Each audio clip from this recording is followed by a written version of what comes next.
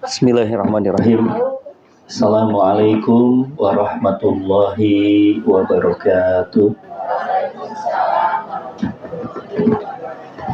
Alhamdulillahilladzi arsala rasulahu bil huda wa dinil haqq liyudhhirahu 'ala dini kullihi wa kafa billahi syahida.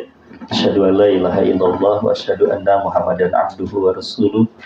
Allahumma sholli wa sallim wa barik ala Muhammad wa ala alihi wa sahbihi ajma'in. Amin ya Allah ya rabbal alamin. Alhamdulillah, segala pujian mutlak hanya milik Allah Subhanahu wa taala. Kita bertawakal, kita bersyukur, kita bertawakal kepadanya. Kita yakini bahwa tiada ada kekuatan selain kekuatannya dan tidak ada pertolongan selain pertolongannya. Yang mudah-mudahan kemudian kita dalam tawakal kita kepada Allah semakin kita merasakan ketenangan, karena Allah yang menurunkan sakinah ke hati-hati manusia, dan mudah-mudahan kita termasuk orang-orang yang mendapatkannya. Salawat dan salam kita berharap terlimpahkan, tercurahkan kepada Nabi kita Muhammad Sallallahu Alaihi Wasallam, keluarganya, sahabatnya, tabi'in, tabi'ut tabi'in, dan mudah-mudahan untuk kita semuanya, umatnya yang ada di akhir zaman ini. Amin ya Rabb ya Rabbal alamin. Ibu dan Bapak yang dirahmati oleh Allah Subhanahu wa taala, insyaallah untuk kesempatan siang ini kita akan kembali untuk mempelajari salah satu perangkat utama dari tazkiyatun nufus. Perangkat utama dari tazkiyatun nufus.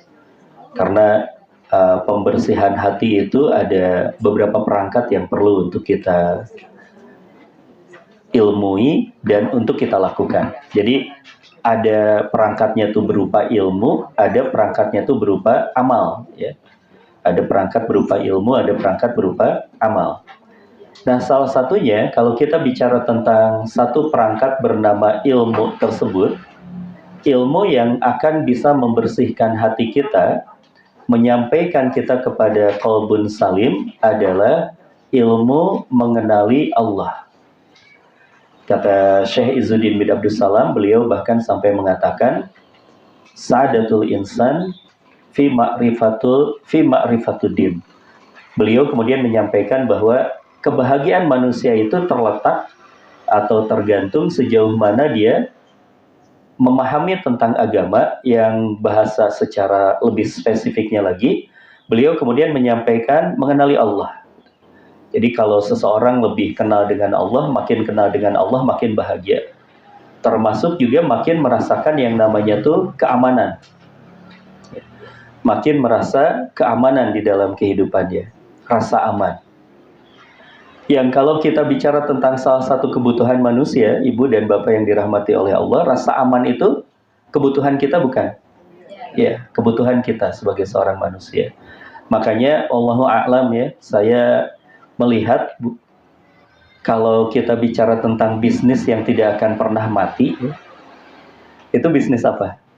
Bisnis yang menjual kekhawatiran. Betul Ibu. Itu tidak akan pernah tidak akan pernah bangkrut. Jadi tentang misalnya tuh alat-alat sistem keamanan itu pasti laku gitu. Asuransi dan sebagainya itu pasti laku. Kenapa? Karena ada hubungannya dengan rasa khawatir kita. Dan kita memang membutuhkan rasa aman. Kita membutuhkan rasa aman. Sehingga kalau kita bicara tentang kebutuhan tentang rasa aman ini sendiri, ya insya Allah di siang hari ini kita akan mengenali satu asma Allah yang mudah-mudahan, alhamdulillah, yang mudah-mudahan Ibu dan Bapak yang dirahmati oleh Allah, jika kita memahami tentang hal ini, maka akan hadir rasa aman kita, yang rasa amannya itu adalah betul-betul hakiki. Gitu. Rasa amannya itu betul-betul kokoh buat kita. Gitu. Betul-betul tidak tergoncangkan, tidak tergoyahkan. Terlebih lagi kalaupun kita menyadari ya bahwa situasi-situasi sekarang ini kan luar biasa, Pak. Luar biasa, banyak tantangan ke depannya, banyak kekhawatiran yang perlu untuk kita hadapi begitu. Dan juga kalaupun berbicara tentang dari masa ke masa kebutuhan manusia, ya, secara Saya sependek pengetahuan saya pernah membaca buku-buku sosiologi begitu. Ada termasuk juga Karen Armstrong ya, seorang sosiolog Yahudi, bahkan cenderung ateis, tetapi beliau termasuk orang yang sangat adil. Beliau kemudian juga menulis tentang misalnya tuh ada salah satu bukunya The History of God, sejarah Tuhan. Nah, di dalam sejarah Tuhan itu sendiri, beliau kemudian juga menuliskan bahwa memang manusia, salah satu kebutuhannya manusia itu, karena memang manusia itu membutuhkan rasa aman, sehingga kemudian manusia itu mengarang-arang, Pak Bu, mengarang-arang ada sesuatu di luar kekuatan, ya. Ada kekuatan di luar dirinya yang dia bisa bersandar atas kekuatan tersebut. Maka kemudian juga terciptalah, kalau menurut kata Karen Armstrong, terciptalah ya hal-hal yang di luar manusia yang dianggap sebagai Tuhan, yang kemudian dia bergantung, yang kemudian dia bermohon, yang kemudian dia meminta tolong kepada hal tersebut. Nah, itu kalau secara sejarahnya, dan ini mengingatkan kepada kita semuanya bahwa ini sangat sangat mendasar kebutuhan untuk rasa aman ini, terutama ketika dihubungkan dengan sesuatu di luar kita yang kita yakini memiliki kekuatan. Ibu dan Bapak yang dirahmati oleh Allah, secara sederhana misalnya, kenapa sih ada orang yang pakai jimat misalnya ya? Kenapa sih ada orang yang pakai jimat? Jawaban sederhananya apa? Karena dia membutuhkan kekuatan, makanya dia pakai jimat. Ya, ada kekuatan sehingga kemudian juga akhirnya dia merasa kalau dia pakai jimat dia merasa aman. Ya. Nah, ini rasa cemasnya langsung ada kucing. Dari tadi saya perhatikan, memang luar biasa ayat-ayat Allah ini ya. Ayat-ayat Allah itu langsung luar biasa. Kita berbicara tadi, Ibu khawatir gitu. Takut ketakutan, dan setelah tidak ada tadi prosesnya apa, minta tolong ya. Itu memang ayatnya seperti itu. Itu ayatnya seperti itu. Kita rasa takut, lalu kemudian kita khawatir, kita minta tolong, balik lagi. Tapi belum berhasil. Allah Akbar ya. Baik. Ini mengingatkan kepada kita semuanya bahwa memang manusia itu membutuhkan ada kekuatan di luar manusia. Ada kekuatan di luar kita. Makin khawatir makin datang, memang boleh khawatir. Masya Allah, energinya terasa. Takut sama kucing biasanya disamperin. Baik, Ibu dan Bapak yang dirahmati oleh Allah Subhanahu wa Ta'ala, untuk itulah ya, di dalam modul dicantumkan sebagai satu hal yang mudah-mudahan menjadi penguat kita. Untuk itulah kemudian kita perlu untuk mengenali Allah, dan langsung Allah Subhanahu wa Ta'ala memperkenalkan dirinya. Kita bersyukur atas itu ya, karena kalau tadi kita bicara tentang manusia-manusia terdahulu, manusia selain kita, selain orang yang beriman itu, mereka mengarang-arang, mereka mencari sandaran kekuatan kepada hal yang lainnya yang tentunya juga tidak sejati.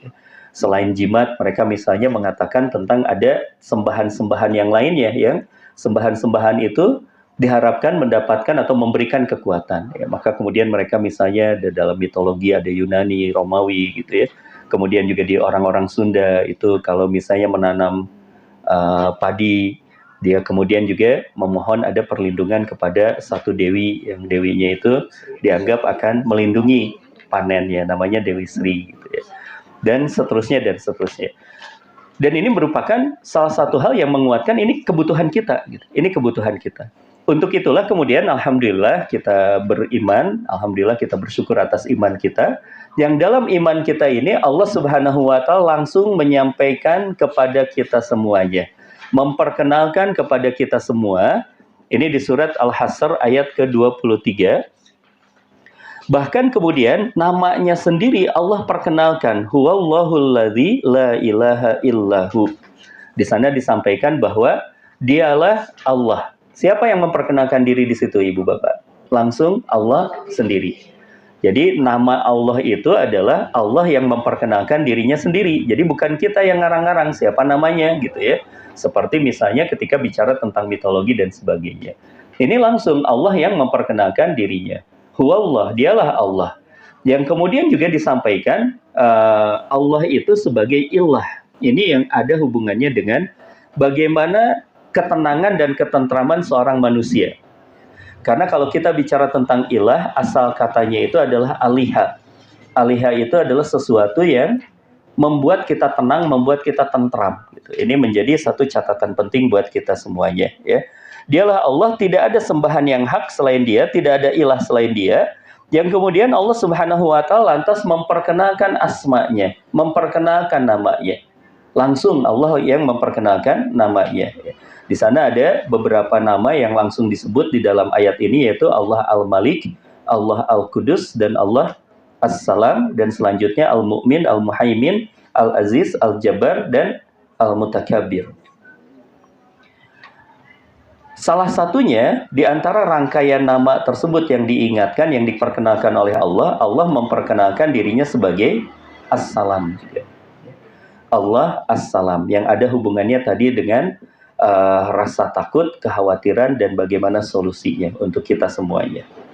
Dalam ayat ini Allah Subhanahu wa Ta'ala menjelaskan dirinya, ya kalau misalnya kita lihat di tafsirnya, itu sembahan yang sempurna, karena nama-nama yang tadi disebut itu mencerminkan kesempurnaan Allah Subhanahu wa Ta'ala. Ya. Kesempurnaan Allah Subhanahu wa Ta'ala, dan di antara kesempurnaan Allah, Allah memperkenalkan dirinya sebagai As-Salam. Allah memperkenalkan dirinya sebagai As-Salam. Untuk menjawab terutama satu kebutuhan utama dari manusia, yaitu rasa aman. Rasa aman. Untuk menjawab kebutuhan rasa aman manusia. Maka kemudian Allah Subhanahu wa Ta'ala memperkenalkan dirinya As-Salam. Yang ini pun tentunya juga kita sering baca, ya, kita jadikan sebagai salah satu dari bentuk zikir kita. Sehabis sholat kita mengucapkan zikir. Di antara zikir itu diantaranya adalah Allahumma antas salam wa minkas salam tabarakta rabbana. Insyaallah. Itu kita mengucapkan Allah as-salam. Tentu kalau kita bicara tentang sesuatu yang kita ucapkan, yang kita sebut, itu disebutnya sebagai apa, Ibu Bapak? Zikir kan ya? Sebutnya sebagai zikir selepas sholat. Dan kalau kita bicara tentang zikir itu sendiri, mari kita pinjam apa yang pernah disampaikan oleh Imam Al-Ghazali. Yang kata Imam Al-Ghazali, yang disebut dengan zikir itu bukan hanya ucapan lisan. Bukan hanya ucapan lisan. Tapi yang disebut dengan zikir itu adalah seperangkat kesadaran yang menyambungkan engkau dengan Allah Subhanahu wa Ta'ala. Yang dengan itulah kemudian engkau akan merasakan keterhubunganmu dengan Allah Subhanahu wa Ta'ala. Begitu. Itu baru disebut dengan zikir. Makanya kemudian kita menguatkan zikir selepas sholat itu, dan salah satu yang disebut adalah Allah As-Salam itu, agar kita senantiasa ingat bahwa memang Allah itu memperkenalkan dirinya sebagai As-Salam. Karena kalau kita lupa, nanti kita akan banyak merasa khawatir menjalani hidup kita. Sementara kekhawatiran itu merupakan salah satu tunggangan dari setan juga, bahaya. Yuwaswisu fi sudurin nas. Setan itu kan menghembuskan rasa apa? Was-was. Was-was itu bahasa lainnya adalah khawatir. Itu pintu masuk, Bu. Misalnya ini salah satu hal yang perlu untuk kita waspadai. Mohon maaf, ini contohnya mungkin agak misalnya, Bu atau Pak, ini ada seorang yang melakukan, mohon maaf, korupsi misalnya. Itu kalau kita bicara tentang kenapa mereka melakukan korupsi, akar persoalannya apa? Khawatir. Khawatir apa? Khawatir uangnya nggak cukup, khawatir hartanya nggak cukup, makanya kemudian dia melakukan korupsi. Maka kekhawatiran itu bisa sangat berbahaya. Atau misalnya saya pernah menemukan ada kasus yang kemudian juga ini masih terus ditangani. Ada seorang anak muda, dia akhirnya terlibat mengkonsumsi narkoba. Pas akhirnya kita ajak ya ngomong dari hati ke hati, ternyata awalnya dia merasakan kecemasan dan merasakan kekhawatiran yang tidak mampu dia hadapi. Dia tidak nemu tempat untuk ngobrol, mengadu gitu ya. Akhirnya dia larinya ke obat. Bahaya. Itu berbicara tentang kekhawatiran itu sangat luar biasa ya. Yang tadi juga harus segera diobati. Dan bagaimana caranya untuk kita mengobati? Kenali Allah sebagai As-Salam. Allah As-Salam. Sekarang kita coba untuk masuk ke maknanya dari Allah As-Salam itu sendiri. Allah As-Salam itu maknanya pertama secara bahasanya, kita coba untuk secara bahasanya dulu, yaitu Allah As-Salam itu bermakna Allah selamat dari aib dan kekurangan. Allah selamat dari aib dan kekurangan. Ini secara bahasanya dulu, kita simpan dulu sebelum nanti kita perkuat dengan penjelasan para ulama yang kemudian nanti kita ambil pemahamannya, pemaknaannya. Kenapa sih kemudian Allah Subhanahu wa Ta'ala itu memperkenalkan dirinya selamat dari aib dan kekurangan, dan apa kepentingannya buat kita gitu ya. Karena tentu yang paling penting itu adalah ketika Allah memperkenalkan dirinya seperti apa, itu kepentingannya untuk siapa Pak? Untuk kita. Untuk kita. Karena tadi kita pintu masuknya juga dari apa yang disampaikan oleh Syekh Izzuddin bin Abdus Salam. Kata Syekh Izzuddin bin Abdus Salam, kebahagiaan manusia itu tergantung sebagaimana dia kenal dengan Allah. Maka kalau kita ingin bahagia, kita ingin merasakan keamanan, kita ingin merasakan kekuatan mental kita. Di anak-anak muda nih isu ini tuh lagi rame ya, isu-isu mental health ini lagi rame sekali, mental health ini. Apa-apa kemudian dia merasa insecure, merasa segala macam gitu. Ini menjadi satu hal yang tentunya perlu untuk kita sikapi dengan baik sebagai orang tua. Bagaimana kemudian mendampingi mereka dan memahamkan mereka terhadap satu sumber kekuatan, yaitu kenali Allah, maka kuat kita. Kenali Allah, maka kita akan kuat. Dan sekaligus juga kenapa ini kita dibahasnya bukan di kajian akidah, tapi di kajian tazkiyatun nufus. Kenapa kita membahasnya di kajian tazkiyatun nufus? Karena ibu dan bapak yang dirahmati oleh Allah, penyakit hati yang paling parah itu adalah prasangka buruk kepada Allah. Itu penyakit hati yang paling parah. Kalau misalnya tadi kita coba untuk masuk ke kasusnya, orang yang tadi korupsi itu ya, itu kan sejatinya bukan hanya dia sedang berbicara tentang kekhawatiran. Tadi meskipun akarnya dia khawatir terhadap dunianya itu, khawatir terhadap hartanya itu. Tapi yang lebih mendasarnya lagi, dia sudah berprasangka buruk kepada Allah. Apa prasangka buruknya? Ya Allah, tampaknya engkau ke depan tidak akan mampu untuk mengurusku. Betul ya?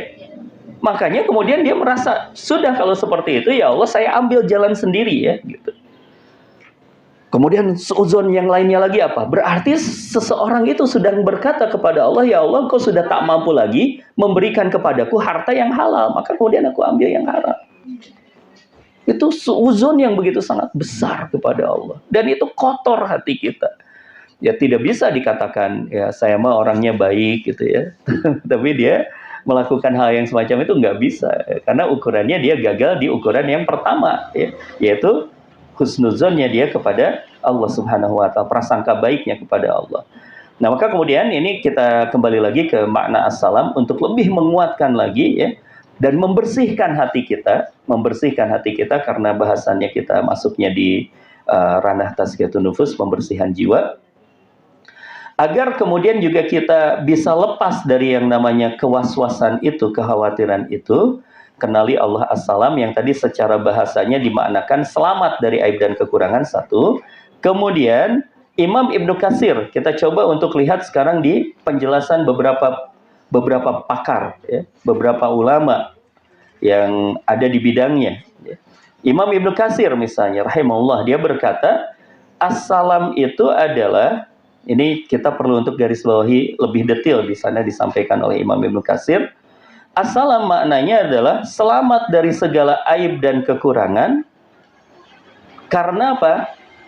Karena kesempurnaan zat, sifat, dan perbuatan. Ini penting, Bu. Ini penting. Ini memang kalau bicara tentang tazkiyatun nufus itu akidah itu jadi dasar. Makanya kemudian juga tazkiyatun nufus tanpa belajar akidah nggak bakal bisa berhasil, Bu. Makanya ada orang-orang yang sesat akhirnya ya ketika bicara tentang pensucian hati tapi melepaskan diri dari akidah nggak bisa gitu.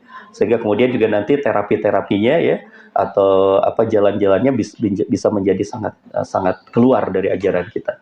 Maka tazkiyatun nufus yang benar memang akan langsung menyentuh kepada dan tidak akan bisa lepas dari bahasan tentang akidah. Nah, di dalam ilmu akidah itu sendiri tentang sifat, tentang zat dan sifat mungkin banyak sekali sudah dibahas. Tapi yang juga seringkali dilupakan adalah tentang af'alnya Allah. Tentang perbuatannya Allah. Nah, inilah yang sebenarnya menjadi kata kunci nantinya. Bapak Ibu yang dirahmati oleh Allah Subhanahu wa taala, kalau kita bicara tentang perbuatan Allah ya, bicara tentang perbuatan Allah, ibu dan bapak selepas sholat, selain kemudian juga kita berzikir, kan kita mengucapkan atau membaca juga yang namanya ayat kursi, betul? Ayat kursi ya, karena memang faidahnya sangat luar biasa. Rasul pun pernah menyampaikan, kan jangan kau melepaskan atau melewatkan membaca ayat kursi selepas sholat ya. Ayat kursi, penting ayat kursi itu. Kalau kursi mah nggak begitu penting. Apalagi kursi dalam tanda petik. Kursi ya, kita tetap bisa mulia menjadi apapun ya insya Allah. Baik, di dalam ayat kursi itu sendiri yang menjadi sangat penting dari ayat kursi semangatnya adalah ibu dan bapak kalau baca ayat kursi yang diingat atau yang menjadi maknanya kurang lebih Pak Bu, mohon maaf izin ya sambil kita ngobrol aja gitu. Kira-kira Bu, kenapa kemudian Rasulullah Shallallahu Alaihi Wasallam itu mengingatkan bahwa jangan melepaskan membaca ayat kursi itu? Apa kepentingannya? Ibu menemukan nggak apa yang sangat penting dari ayat kursi itu? Pesan yang sangat penting dari ayat kursi itu apa? Ini jangan-jangan persoalannya kita tuh di situ, Bu. Kita tuh membaca sesuatu, melakukan sesuatu, tapi lupa untuk memaknainya. Bisa jadi seperti itu ya? Bisa jadi seperti itu. Kalau kita bicara tentang makna dari ayat kursi yang paling utamanya di situ, ada sebuah informasi dan sebuah penegasan dari Allah bahwa Allah itu memelihara kita. Allah itu memelihara kita, tidak pernah tidur, tidak pernah mengantuk. Senantiasa sibuk dengan urusannya itu. Termasuk urusannya apa? Ngurus kita. Termasuk mengurus kita.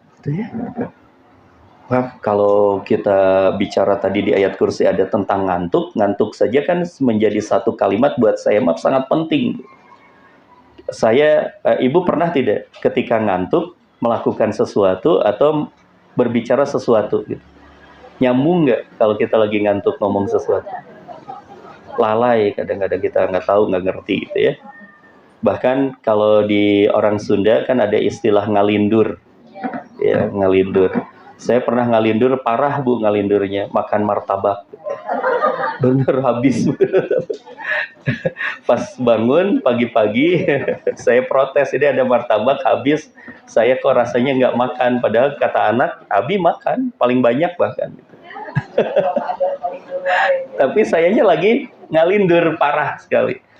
Nah itu tuh bicara tentang ngalindur itu maknanya adalah kita melakukan sesuatu tanpa kita sadari. Dan itu terbebas dari sifat Allah. Kalau Allah melakukan sesuatu, pasti dengan ilmunya Allah sangat sadar. Allah tahu. Ini menjadi sangat penting loh. Kita bicara tentang perbuatan-perbuatan Allah ini. Maka pertanyaan mendasarnya, itu kita bisa bertanya pada diri kita. Setiap kejadian-kejadian yang terjadi dalam hidup kita, itu disengaja nggak sama Allah? Bagian dari perbuatan Allah bukan?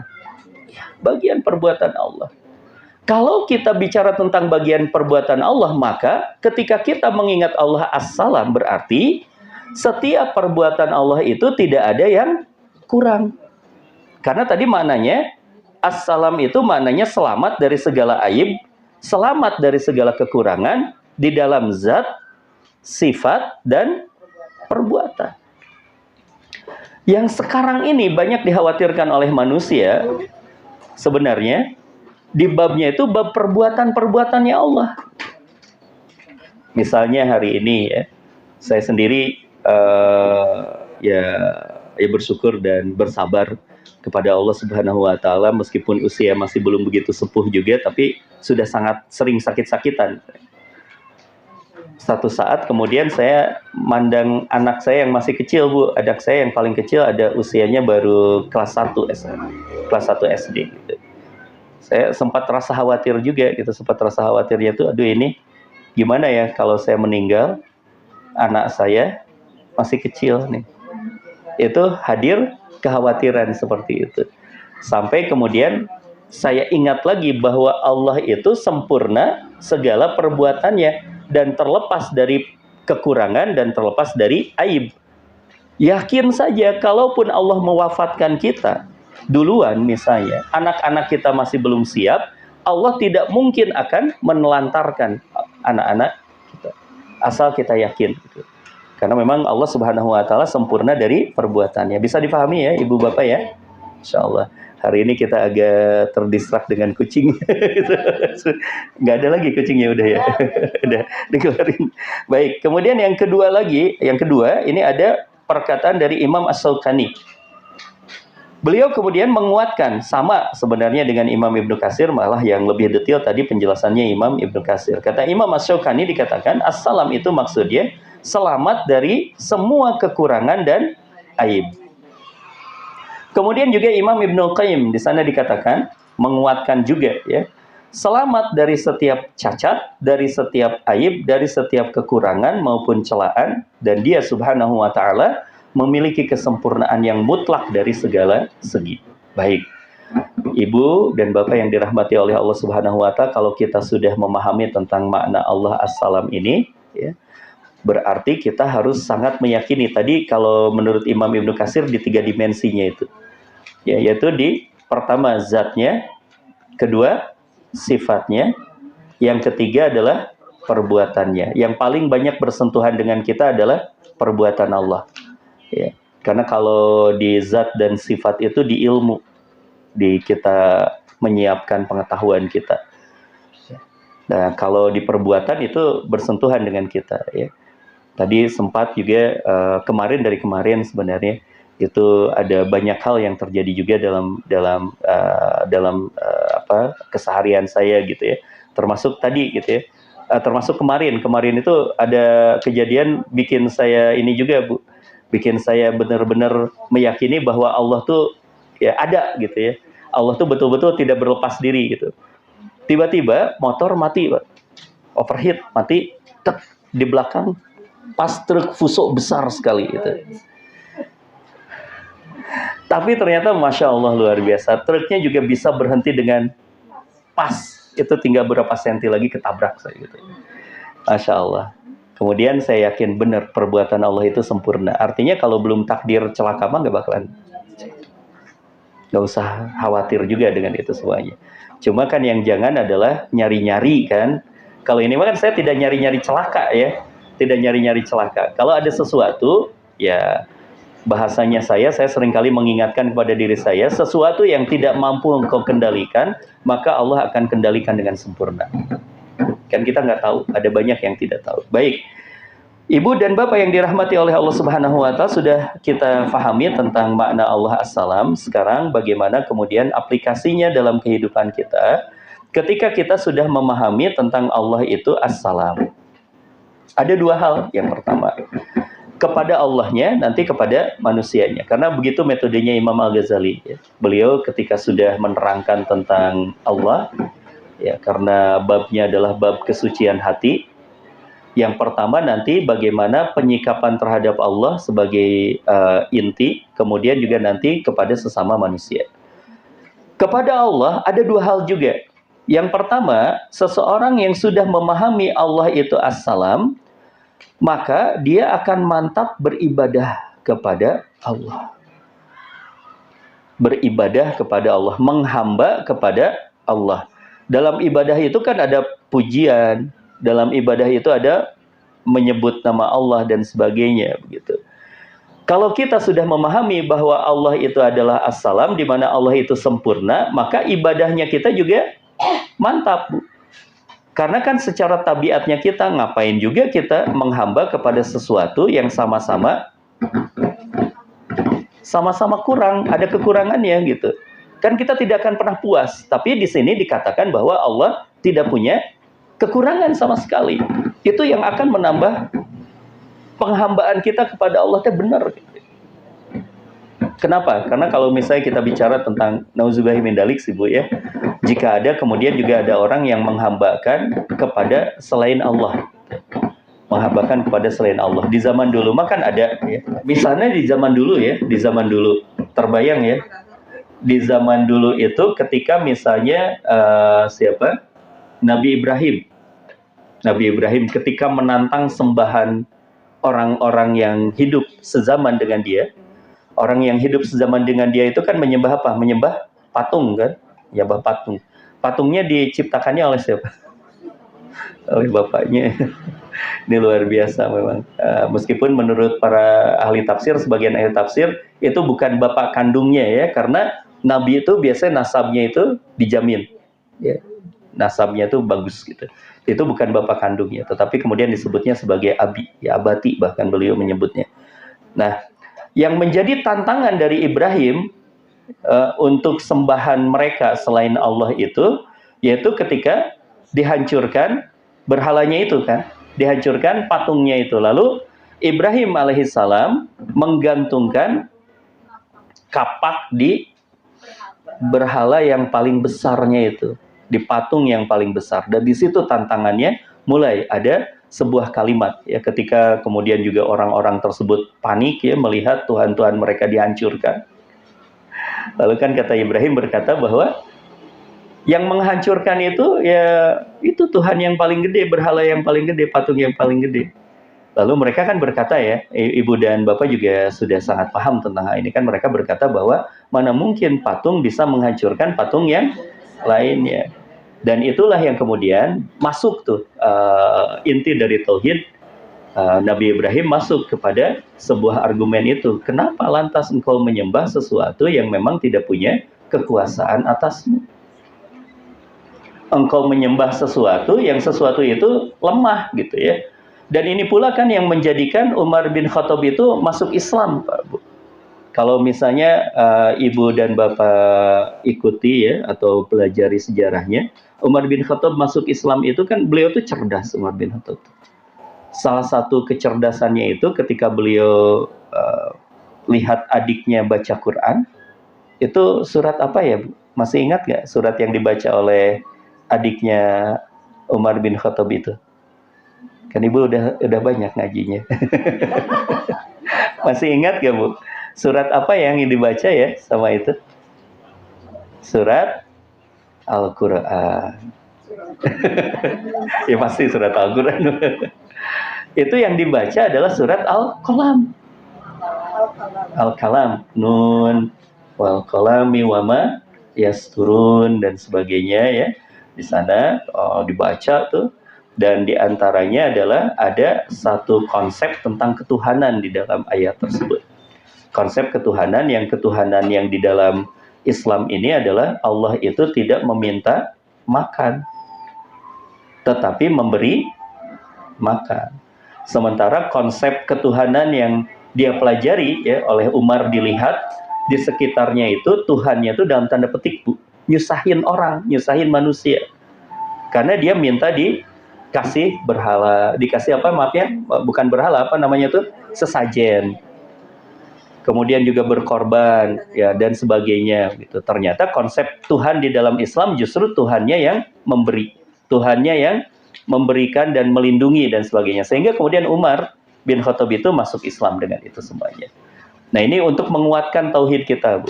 Kita perlu untuk menyadari, perlu untuk mengingatkan diri kita bahwa kenapa kita beribadah kepada Allah, kenapa kita menyembah kepada Allah, karena Allah memiliki tadi sifat yang sempurna, perbuatan yang sempurna, sehingga wajar untuk kita menyembah kepada sesuatu yang sangat sempurna. Ya, itu yang pertama. Yang kedua, selain kita beribadah, setelah kita beribadah, Yang juga akan menguatkan kita ketika kita mengenali Allah As-Salam itu, kita akan juga lebih kuat dan lebih yakin kalau kita ingin meminta kepada Allah. Ingin berdoa kepada Allah. Karena kita tahu bahwa Allah itu sempurna. Allah itu sempurna. Maka kemudian kita kalau minta kepada yang maha sempurna, apalagi tadi bicara tentang sifat. Nah ini mulai sifatnya. Salah satunya kan Allah itu Al-Ghani. Betul ya? Masih ingat ya? Ibu rasanya sudah hafal kan semuanya insya Allah ya? Asmaul Husna sudah hafal? Sebagian ya. Dan saya juga tidak berkata seluruh Asmaul Husna hafal kan? Yang penting-pentingnya saja, nggak apa-apa. Bahkan saya luar biasa Bu, kemarin saya menemukan ada kitab yang ditulis oleh Sunan Bonang asli, ditulis oleh beliau. Kitab tauhid ya, yang ditulis oleh Sunan Bonang, manuskrip itu salah satunya beliau kemudian juga mengajarkan Islam di tanah Jawa ini. Asmaul Husnanya itu tidak semuanya ternyata yang diajarkan.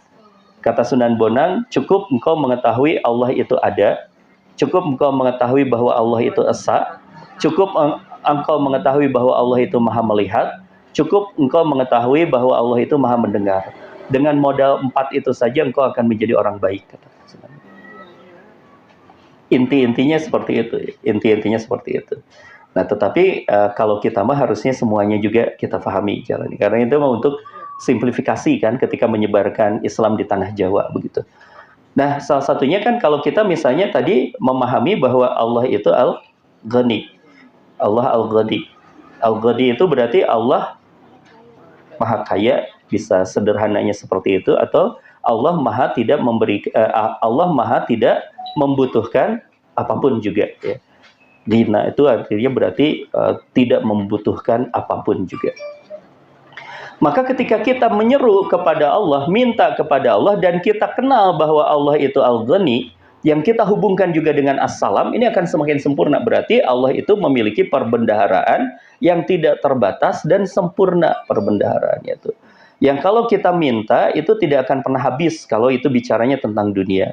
Kalaupun kita minta perlindungan, Allah pun akan memberikan perlindungan kepada kita dengan sempurna juga. Kalaupun misalnya kita minta keamanan, Allah pun akan memberikan keamanan kepada kita semuanya. Kenapa? Karena tadi sempurna semua sifatnya itu, zatnya dan juga sifatnya. Sehingga kita akan lebih optimis lagi berdoa kepada Allah. Apapun yang kita lakukan, apapun kebutuhannya, apapun yang terjadi dalam kehidupan kita, solusinya berarti kalau seperti itu apa? Yang pertama, doa dulu. Minta dulu kepada Allah Subhanahu wa Ta'ala. Baru nanti Allah akan bimbing kita untuk bertemu dengan apa yang harus kita lakukan, berjumpa dengan orang yang mungkin orang itu akan digerakkan oleh Allah jadi wasilah, datangnya pertolongannya, lalu kemudian juga menjadi solusinya gitu. Tapi awalnya harus dulu kita berdoa dan tawakal dulu kepada Allah. Karena sejatinya Allah yang maha tidak terbatas. Jangan sampai, ini kita bisa mengambil pelajaran yang penting dari kisahnya Musa alaihissalam ketika Musa dikejar-kejar oleh Fir'aun. Ketika Musa dikejar-kejar oleh Fir'aun, perintahnya dari Allah Subhanahu wa Ta'ala ketika terpojok ya, di depannya ada Laut Merah, di belakangnya ada pasukan Fir'aun. Perintahnya dari Allah apa? Pukulkan tongkatmu ke Laut Merah. Ini rasanya dulu pernah juga kita membahas tentang hal ini ya. Ini logika keimanan Pak Bu. Logika keimanan itu sangat luar biasa. Karena secara logika sebenarnya harusnya bukan kayak gitu kan? Ya. Yang jadi masalah bagi Musa pada saat itu Laut Merah atau Fir'aunnya Bu? Fir'aun ya. Kan seharusnya kalau kita fokus ke masalah harusnya perintahnya adalah pukulkan tongkatmu ke muka Fir'aun, aman. Harusnya seperti itu. Cuma ternyata kalimatnya adalah pukulkan tongkatmu ke Laut Merah. Karena Allah sedang ingin mengajarkan logika keimanan buat kita. Nah, yang menariknya adalah kalau kita merujuk kepada riwayat Ibnu Abbas, hadis yang diriwayatkan oleh dari Ibnu Abbas dari Rasulullah SAW, hadisnya sahih. Itu ketika ketika Musa itu memukulkan tongkatnya ke lautan di pukulan yang pertama itu tidak terjadi apa-apa. Nah, ini pelajarannya nyambung dengan modul kita, dengan materi kita hari ini. Tidak terjadi apa-apa. Terbayang tidak?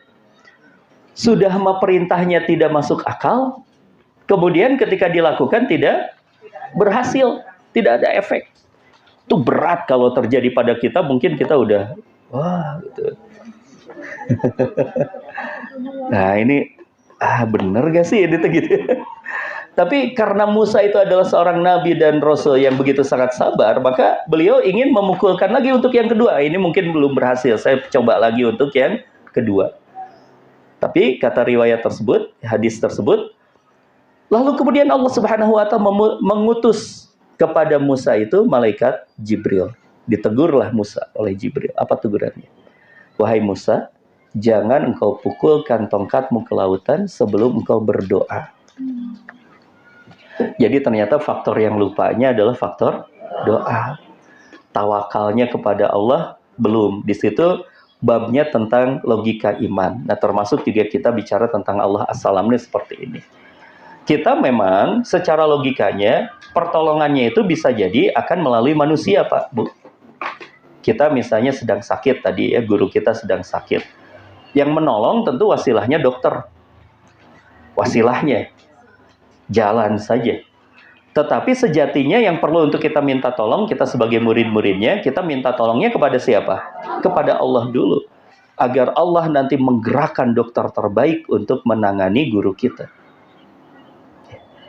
Jadi itu bab tentang Allah As-Salam itu.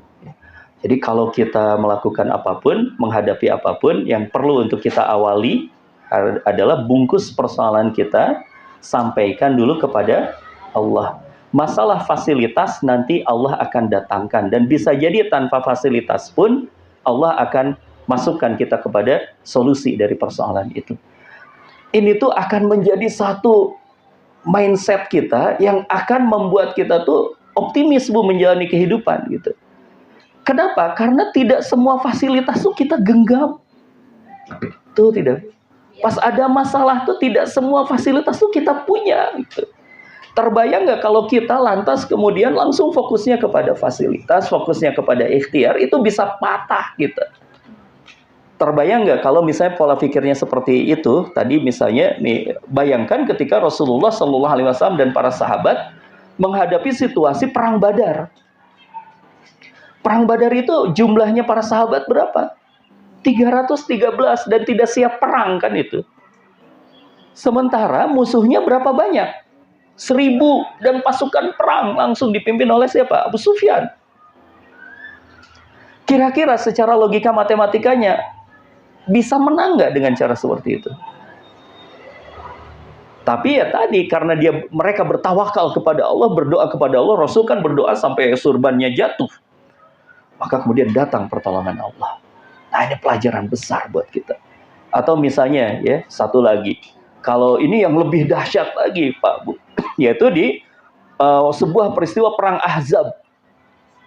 Perang Ahzab. Berapa jumlah orang yang mengepung Madinah pada saat perang Ahzab?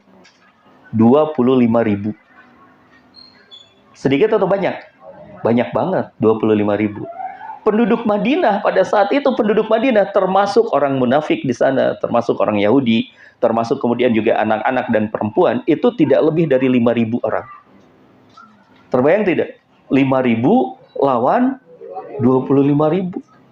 Secara logika matematikanya habis, akan hancur itu, habis, akan tidak ada sisanya sama sekali itu Madinah itu gitu.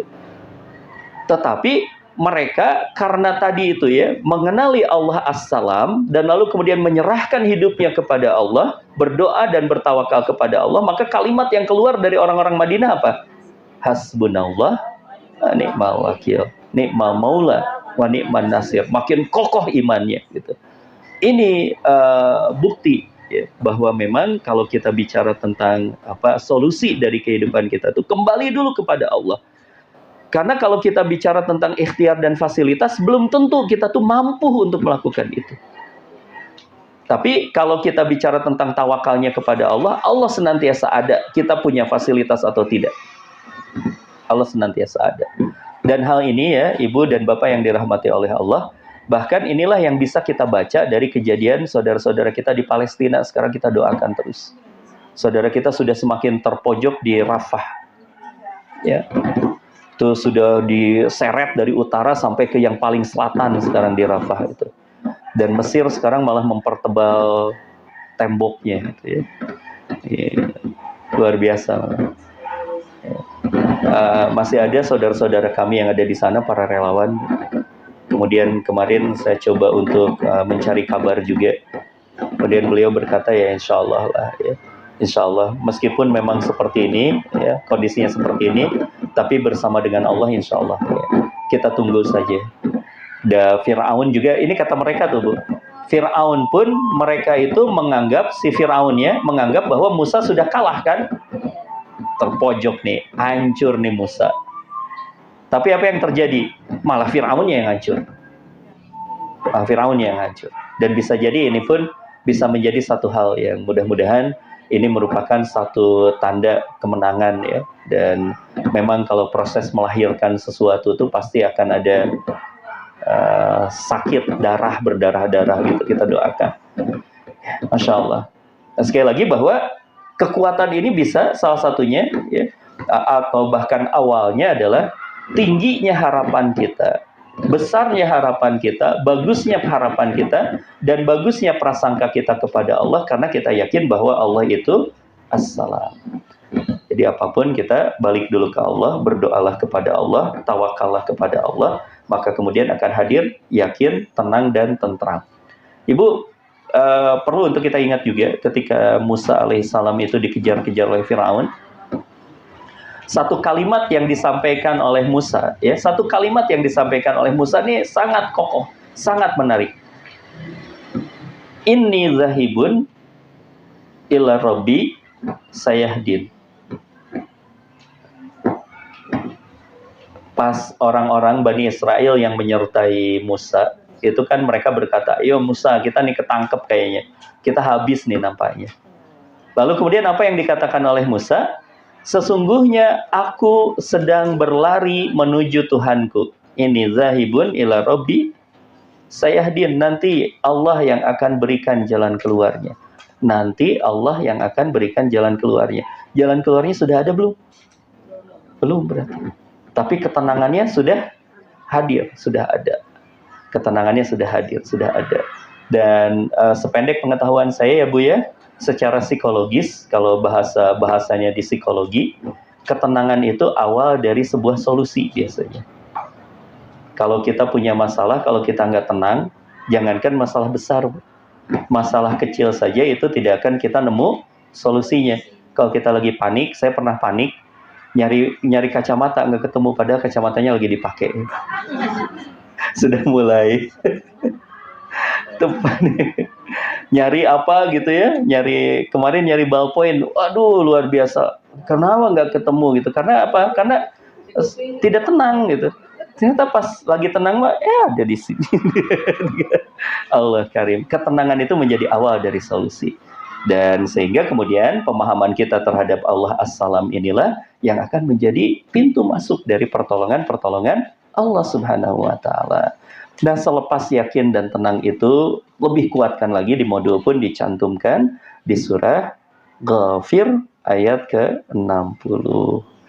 Maka ini semakin kuat kalau kita sudah tenang, maka kemudian kata Allah, wa qala rabbukum ud'uni astajib lakum. Berdoalah kepadaku, niscaya aku perkenankan bagimu, gitu ya.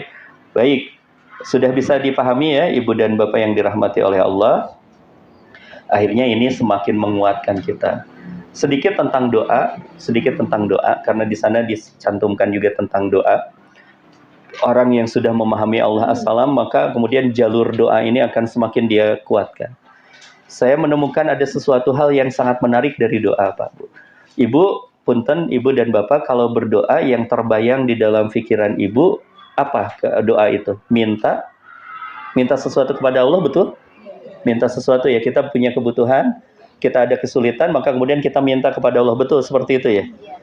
Lalu kemudian ketika kita memahami doa itu seperti itu, Bu, doa itu seperti itu, lalu Ibu dan Bapak pernah tidak menemukan bahwa ternyata apa yang kita minta itu tidak terwujud?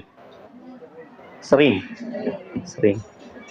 Lalu ketika ada permintaan dan keinginan kita yang tidak terwujud itu kita sebut sebagai apa? Doanya tidak terkabul. Belum terkabul atau tidak terkabulkan. Masya Allah. Maka kemudian ini perlu untuk kita luruskan tentang doa ya Bu ya. Meskipun tadi kita memang betul meminta kepada Allah, tapi perlu untuk kita haluskan juga pemahaman kita. Ya, kita perlu untuk haluskan pemahaman kita. Saya ingat dari salah satu nasihat dari guru kami, Ustadz Dudi Mutakin, Pak Dudi. Ya, beliau pernah menasehati saya, tanya misalnya, Kang, kata beliau, tanda doa kita terkabulkan itu apa? Saya menjawab dengan polos gitu. Ya, terpenuhinya keinginan-keinginan saya tadi. Kemudian beliau tersenyum, bukan seperti itu. Tanda berhasilnya doa setelah kita tadi paham ya alurnya Allah As-Salam. Lalu tanda berhasilnya doa itu kata beliau yaitu saat engkau menyadari betapa kebutuhanmu kepada Allah sangat tinggi. Maka kemudian engkau merasa lagi butuh dan butuh kepada Allah. Maka engkau merasakan engkau tidak bisa jauh dari Allah. Maka kemudian engkau merasakan bahwa segalanya pusatnya itu adalah Allah, maka doamu berhasil. Kenapa? Karena kalau misalnya kita bicara tentang keinginan-keinginan kita, tidak semuanya harus diiyahkan sama Allah. Karena kita ya cuma mengajukan keinginan kita dan Allah Maha tahu. Tadi balik lagi kepada perbuatannya Allah itu maha sempurna. Allah As-Salam tadi, Allah perbuatannya maha sempurna. Permohonan kita, permintaan kita bisa jadi tidak sempurna. Bahkan bisa jadi permohonan kita dan permintaan kita kepada Allah bisa jadi ada mudorotnya. Gitu. Kemudian Allah dengan sempurnanya menukar. Ya. Dan itu bagian dari bab kasih sayangnya Allah. Jadi tidak semuanya harus diiyahkan. Meskipun tadi ayatnya, Ud'uni astajib lakum. Mintalah kepadaku, berdoalah kepadaku, maka kemudian aku akan kabulkan. Yang langsung dikabulkan itu dapat pahala dari Allah. Itu mah pasti dapat pahala. Maka kata Umar bin Khattab, aku tidak peduli apakah doaku akan dikabulkan atau tidak oleh Allah. Karena aku pun sudah berdoa pun ini merupakan satu kebaikan dari Allah Subhanahu wa taala. Itu ya. Baik, itu meskipun ya tidak apa-apa juga kita minta tolong karena ini bagian dari kita sehatkan jiwa kita ya, meminta tolong kepada Allah. Baik, itu yang pertama. Kemudian yang kedua adalah kepada manusia. Seperti apa? Kalau kita sudah memahami bahwa Allah As-Salam yang darinya segala keselamatan, maka nah ini aplikasinya Bu, Pak. Kalau kita sudah paham Allah itu As-Salam, yang harus kita lakukan adalah kita harus menjadi bagian dari keselamatan orang lain. Gimana caranya? Ini salah satunya ada di dalam sebuah hadis riwayat Imam Bukhari nomor 10 dan nomor 40. Al-muslim man salimal muslimuna min lisani wa yadi. Dikatakan yang disebut dengan muslim sejati, muslim yang benar-benar muslim itu adalah yang selamat orang muslim dari lisan dan tangannya.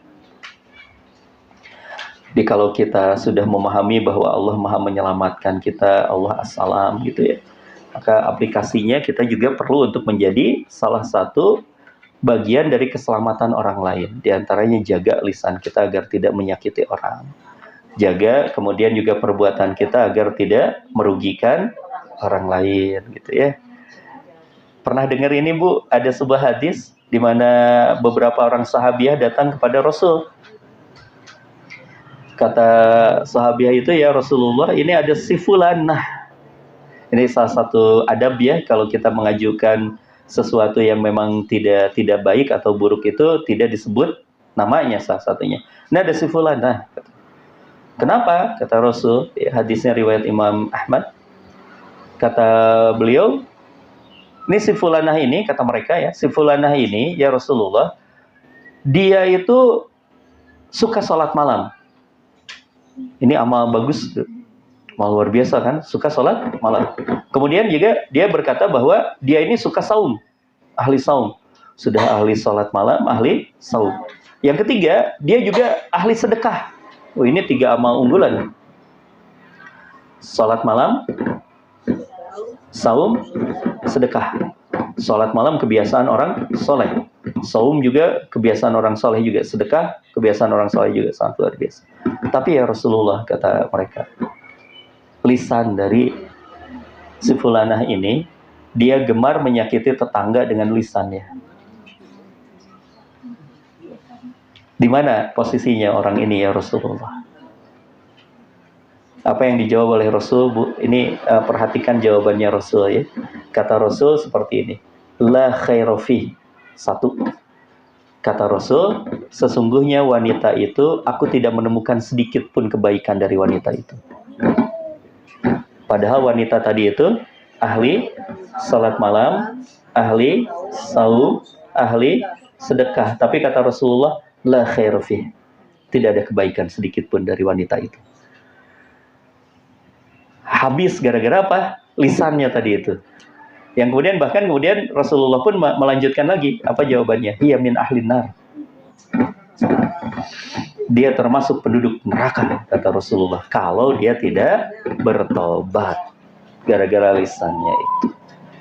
Jadi menjadi satu catatan penting buat kita ya, ternyata ibadah kita yang bagus itu bisa hancur gara-garanya lisan. Bisa hancur gara-gara lisan kita. Nauzubillah min dalik gitu ya. Makanya kalau kita bicara tentang lisan itu kan bagian dari apa? Akhlak. Akhlak itu kalau diibaratkan oleh Allah di dalam Al-Qur'an itu kan seorang mukmin itu diibaratkan kas-sajaratin thayyibah, seperti pohon yang baik. Pohon yang baik itu ada akarnya, ada batang yang menjulang, ada buah-buahannya. Buah-buahannya itu adalah akhlak. Pohon duren misalnya, itu disebut pohon duren yang bagus kalau apa? Kalau buahnya bagus. Kalau buahnya bagus, karena ibu tidak disebut juga makan duren. Kalau yang ibu makan adalah akarnya. Coba aja Bu, mau ngegegel akar duren itu. Ibu lagi apa? Lagi makan duren? Bukan itu. Yang ibu makan adalah akar durian. Ya. Kalau misalnya kemudian kita menemukan, Bu, dulu di rumah di rumah kami pernah ada pohon durian, tapi memang buahnya itu jelek, dan tidak bisa diapa-apain. Kemudian abah kami berkata, udah tebang saja pohon durian yang seperti itu.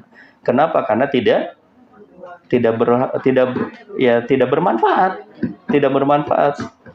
bermanfaat. Nah, ini pun perlu untuk kita renungkan. Seorang mukmin pun bisa jadi gagalnya itu bukan karena akarnya, bukan karena batangnya, tapi karena buahnya. Orang teh soleh tapi ngeselin, itu pasti gagal. Yang bagus itu adalah orang teh soleh dan menyenangkan gitu ya. Baik, kemudian terakhir ada sebuah hadis juga yang untuk menguatkan wal mukmin, ya, dikatakan seorang mukmin yang sempurna adalah yang merasa aman darah mereka dan harta mereka dari gangguannya. Baik, sudah sempurna insya Allah di berbagai sudut dan dimensinya kita memahami Allah As-Salam ya. Allah As-Salam, kita ulang lagi secara highlightnya. Allah As-Salam itu berarti dialah Allah yang sempurna zatnya, sifatnya, dan perbuatannya. Sehingga dengan itulah kemudian kita menghamba kepadanya, dan dengan itulah kita berdoa kepada Allah. Yang dengan itu pula kemudian kita pun menjadi punya semangat agar kita bagaimana caranya menyelamatkan saudara-saudara kita dari perilaku-perilaku kita yang buruk, begitu ya. Baik, itu saja dulu barangkali. Jika ada yang mau didiskusikan, mangga, masih ada waktu. Dan sekarang mah zuhurnya leluasa ya. Saya meskipun harus ke tempat yang lain zuhur, tapi masih leluasa sekarang jam 12 lewat 5 ya. Baik, jika ada yang mau ditanyakan, didiskusikan atau dikomentari, mangga silahkan. Bila ada, masih ada waktu, silahkan. Ada? Mangga, Ibu. Punten, nggak apa-apa, nggak pakai mic.